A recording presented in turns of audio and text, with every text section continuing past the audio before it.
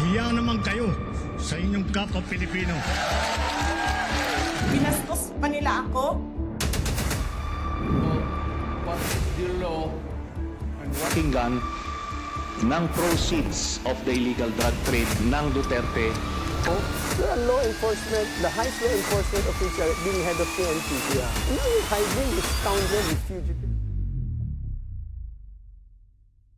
And isa po sa mga kritiko ng Pangulo, sinasabi po nila, and this was placed on social media, sabi nila, sa buong speech daw ng ating Pangulo, hindi daw global leadership ang pinupunto niya sa speech niya.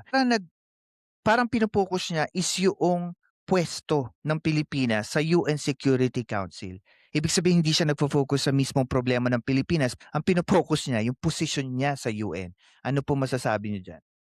For me, kuan is a diversion tactic din sa mga paninira versus sa present administration. Ang totoong nangyari sa atin, walang pakialam diyan sa UN. Ang andon ang topic about women and gender equality. At focus sa whole nation. Kung ansan yung mga something sinabi nga niya sa mga ibang nation. Tama po.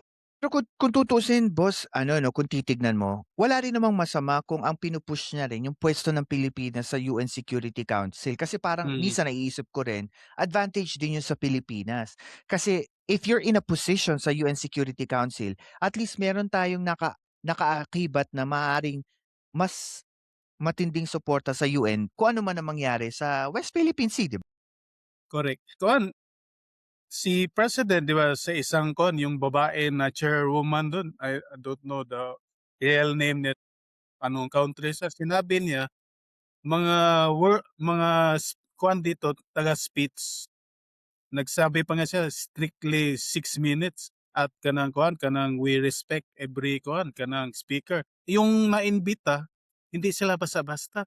So, sinabi doon yung mo na question, we are kanang tawag natin, kanang proposing the Philippines to the world, no? Kasi we are invited. So ilan lang na invite ang Philippines pa. Yes, and also ang hindi kasi naiintindihan ng karamihan ng mga kritiko ng Pangulo is that kapag nasa center stage ang bansa and our president is representing the Republic of the Philippines, na nire-represent yung kaalyado niya sa Pilipinas, hindi lang loyalista. He is actually representing even the Filipinos dito sa Amerika. And ako, No. para sa akin, nung No, nakita ko... sorry to cut off niyo ka na, partner. Sige, sige. Si President is not always saying about loyalista, DDS ka ba, or any other kanang grupo. Ang sinabi always ni President, it's all. Yes, and that's what I'm saying. Yun nga po yung sinasabi ko na parang pag tinawag si Pangulong Marcos tulad nito sa center stage ng mundo, 'di ba, tong UN. Siyempre hindi naman tinatawag na Bongbong Marcos loyalista or Bongbong Correct. Marcos, 'di ba? Bongbong Marcos, President of Republic of the Philippines. And I At think anong alam sa UN? DDS. yun nga yung sinasabi ko kasi hindi ko maintindihan sa mga DDS supporters na even doon sa pagpunta niya doon sa UNGA assembly, para bang may issue dahil parang pinopromote niya daw yung sarili niyang politika. Ano Okay. pakialam ang UN sa kanyang political background kasi ang punto lang nila doon, ni-represent nila yung leader ng bansa, hindi yung political party na I think yun yung parang kailangan nilang maintindihan. Another topic na tinouch base niya dun sa kanyang speech, which is talaga malapit sa puso ng Pilipino, yung West Philippine Sea.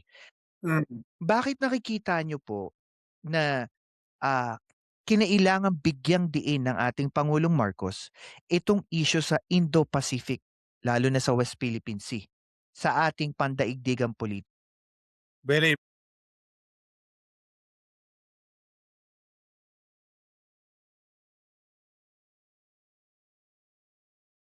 Mhm.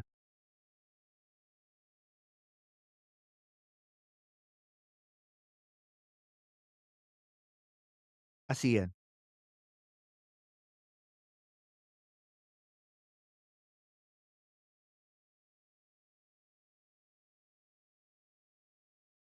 Hmm.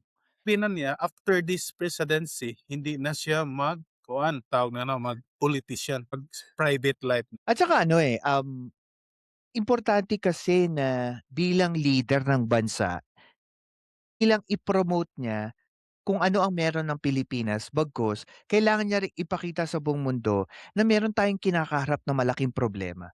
Which is yung West Philippine Sea na yan, ang kaharap natin yung pangalawang pinakamalaking bansa sa buong mundo, which is China. And I think this is the right time para malaman ng ibang tao that the president is there by political means, pero naandun siya to seek partnership.